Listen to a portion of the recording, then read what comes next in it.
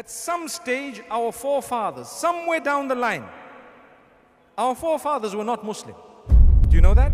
They accepted Islam. Even if someone has some of their forefathers out in the Sahaba radiallahu anhum, but the Sahaba radiallahu anhum also accepted Islam. They were not Muslimin before Islam came, obviously. They accepted the deen. Now, what I am saying is, because if we were to treat every non-Muslim as a potential Muslim throughout our lives, whether they accepted it in our lives or not, and whether they accepted it before they died or not, if we treated them as potential Muslims, we would solve the problems of the globe by the will of Allah subhanahu wa ta'ala. And we need to make sure we understand, a person dislikes a bad habit. A person dislikes, for example, that which is wrong.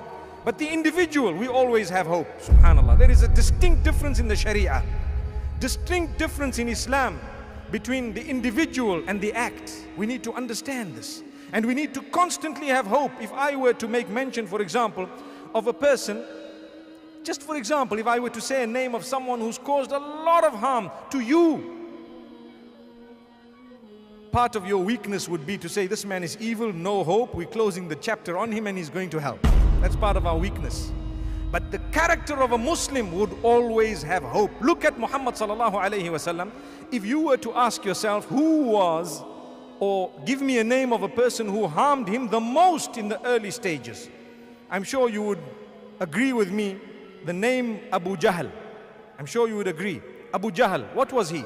He was one of the most outspoken, most hardcore, hardline enemies of Islam, who actually went out of his way to cause bodily harm, physical harm to Muhammad sallallahu alayhi wasallam.